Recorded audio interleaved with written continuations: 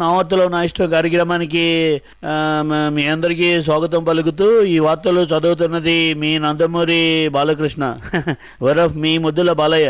నా అభిమానులందరికీ, నాన్నగారు నటరత్న స్వర్గీయ ఎన్టీ రామారావు గారి అభిమానులకి, మా నందమూరి వంశ అభిమానులందరికీ, పనిలో పనిగా మా అల్లుడు నారా లోకేష్ అభిమానులకి అందరికీ నా శుభాకాంక్షలు.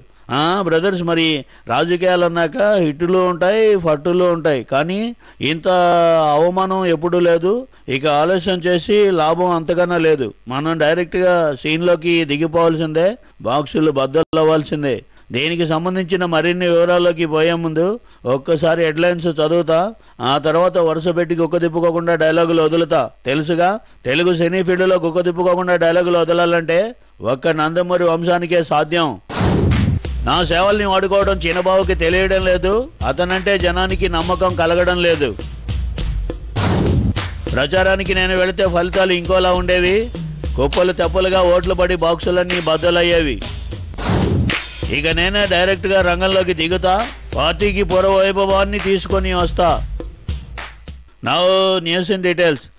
చూడండి బ్రదర్, మరి ఆ రోజుల్లో నాన్నగారు మరి సెంటిమెంట్ వర్కౌట్ అయితే సినిమా హిట్ అని అనేవారు. ఆ ఫార్ములాని నమ్ముకునే మరి నేను ఆయన నట వారసునిగా ఇన్నాళ్ళు బండి లాగించేస్తున్నాను. ఇప్పుడు మనకి కొత్త విషయం అర్థమైంది, రాజకీయాల్లోనూ సెంటిమెంట్ వర్కౌట్ అవుతుందని. అందుకే ఇక పాలిటిక్స్లోనూ నా కెపాసిటీ ఏమిటో చూపిస్తా. దానికి సంబంధించిన మరిన్ని వివరాలు చూడడానికి మన వీరాభిమాని బాలు లైవ్లో ఉన్నాడు. Over to Balu. నమస్కారం బాలయ్య గారు, నేనండి బాబు బాలుని, మీ వీరాభిమాని సార్, అమలాపురం నుంచి మాట్లాడుతున్నాను. భర్త జైలుకి పోయాడు, కొడుకుని జైల్లో పెట్టారు. తల్లి కూతుళ్ళు ఇద్దరు కూడా రోడ్డు ఎక్కేసి ఎచ్చేసారండి బాబు. అబ్బబ్బబ్బబ్బా, ఏం స్టోరీ లేనండి బాబు, అదిరిపోయింది. సెంటిమెంట్ పర్ఫెక్ట్గా వర్కౌట్ అయింది. మన రాష్ట్రంలో ఇంతవరకు నైరుతి ఋతుపవనాలే రాలేదు సార్, కానీ విజయమ్మ షర్మిలా గారుల సభలో కన్నీళ్లు వరదలు పారాయి. జనం ఉరుక్కుంటూ ఏడ్చుకుంటూ కళ్ళు తుడుచుకుంటూ పోలింగ్ బూతుల మీద పడి ఓట్లు గుద్దేశారండి బాబు. ఏం బాలు, మనకు కొత్త స్టోరీ లైన్ చెబుతావని అనుకుంటే వాళ్ళ స్టోరీ లైన్నే పట్టుకొని వచ్చి మళ్ళీ నాకే వినిపిస్తావా? నమస్కారం అండి బాలయ్య బాబు గారు, నేను రోజాను, జగన్ గారి ఆఫీస్ నుంచి అండి. సెంటిమెంట్ అనేది హిట్ ఫార్ములా అండి, కాబట్టి ఎవరు పడితే వాళ్ళు సెంటిమెంట్ డ్రామా ఆడితే కుదరదండి. మరి 2004లో అలిపిరి బాంబు దాడి జరిగాక మీ చిన్నబావ చంద్రబాబు నాయుడు గారు కూడా సెంటిమెంట్ డ్రామా ఆడారు. నేను కావాలా, నా మీద బాంబు దాడి చేసిన నక్సలైట్లు కావాలా అని ముందస్తు ఎన్నికలకు పోయారండి. ఏమైంది? సినిమా అట్టర్ ఫ్లాప్ అయింది. దీన్ని బట్టి ఏమర్థం అయిందండి? సెంటిమెంట్ ఒక్కటే పని చేయదు, లీడర్లకు విశ్వసనీయత ఉండాలి. అది ఇప్పుడు వైఎస్ కుటుంబానికి మాత్రమే ఉందండి, మీ ఫ్యామిలీకి లేదు. ఏమిటిది? ఈ రోజా మన నందమూరి వంశాన్ని తీసి పడేస్తుంది? ఈమెకి మన గురించి ఇంకా తెలియదా, లేక తెలిసినా ఆ విషయాన్ని మర్చిపోయిందా? Hello Balayya, this is Konidela Sivasankara Varaprasad బురఫ్ చిరంజీవి, అదే మీ మెగాస్టార్ చిరంజీవి. ఇప్పుడు ఫుల్ గా కేర్ ఆఫ్ గులాం నబీ ఆజాద్. ఇక మీకు తెలుసు కదా, ఇప్పుడు కాంగ్రెస్ లో నేనే బిగ్ స్టార్ ని. ఉప ఎన్నికలో కాంగ్రెస్ 2 చోట్ల మాత్రమే గెలిచింది. వాళ్ళిద్దరూ ఎవరో తెలుసా మీకు? నా వాళ్ళు, నేను సప్లై చేసిన వాళ్ళు, మన సామాజిక వర్గం అనమాట. ఇప్పుడు అది మన రేంజ్. ఇక ఇప్పుడు చెప్తున్నాను, చరిత్ర రాసేది మెగాస్టారే, చరిత్ర తిరగ రాసేది మెగాస్టార్ కుటుంబమే. అర్థమైందా?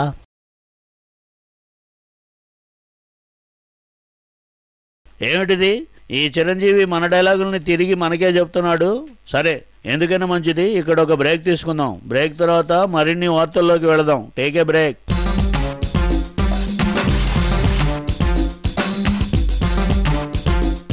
Welcome back. నా వార్తలో నా ఇష్టం కార్యక్రమానికి విరామం తర్వాత మళ్ళీ తిరిగి స్వాగతం. బ్రదర్స్, ఇక నేను చెలరేగిపోతా, టీడీపీకి పూర్వ వైభవాన్ని సాధించి పెడతా. నమస్కారం బాలయ్య గారు, నేను అంబట్ రాంబాబుని మాట్లాడుతూ ఉన్నా, జగన్ గారి పార్టీ ఆఫీస్ నుంచి. మీరు ఇప్పుడు చెలరేగిపోయినా లాభం లేదు, ఆ టైం ఇప్పుడు అయిపోయింది. ఆ రకంగా ఆంధ్ర రాష్ట్రంలో రాజకీయాలని జగన్కి ముందు జగన్ తర్వాత విభజించేటువంటి చరిత్ర. ఇక మీ చిన్నబావ గారికి సీటు రావడం మాట పక్కన పెట్టండి, డిపాజిట్లు కూడా రాలా. ఆ రకంగా ఆంధ్ర రాష్ట్రంలో అధికార కాంగ్రెస్, ప్రతిపక్ష టీడీపీ ఇక దుకాణాలు మూసుకోవాల్సిందే. ఇది వాస్తవం, దీన్ని కాదని చెప్పి ఒక్కరైనా అనగలరా? అలాంటప్పుడు మీరొచ్చి ఏం పొడుస్తారో అని నేను అడుగుతూ ఉన్నా. ఏమిటిది? ఈ నందమూరి వారసుని ముందే ఇంత ధికారమా? నాయనా బాలయ్య బాబు, నేనయ్యా లక్ష్మీ పార్వతిని. నాయనా, నారావారికి మీ అమ్మాయిని మాత్రమే ఇచ్చావు బాబు, నీ ఇంటి పేరు నివ్వలేదుగా. నందమూరి వంశం పొరువు నిలబెట్టాలంటే నీకిప్పటికీ అవకాశం ఉంది బాబు. జగన్ బాబు వాళ్ళ నాన్నగారి కుర్చీ కోసం పోరాడుతూ ఉన్నాడు. నువ్వు కూడా మీ నాన్నగారి కుర్చీ కోసం పోరాడు బాబు. వెళ్ళు, వెంటనే టీడీపీ ఆఫీసుకు వెళ్ళు నాయనా. మీ నాన్నగారి కుర్చీ నుండి ఆ చంద్రబాబుని గెంటేయ్. అదే బాబు నువ్విప్పుడు చెయ్యాల్సిన పని. 6 అడుగుల అందగాడు, ఆంధ్రుల అభిమాన నాయకుడు అయినటువంటి ఎన్టీ రామారావు గారు కూడా రాత్రి కల్లో ఈ మాటే చెప్పి వెళ్లారు నాయనా. విన్నారా? మనందరికీ తెలిసిందే కదా ఈ లక్ష్మీపార్వతి వ్యవహారం. చివరకు నాకు చిన్నబాబుకి మధ్య వైరం పెట్టాలని చూస్తుంది. వద్దు, ఈవిడితో మాట్లాడటం మనకొద్దు. ఏం బాలా, ఏం మాట్లాడతారు? ఏం తమాషాగా ఉందా?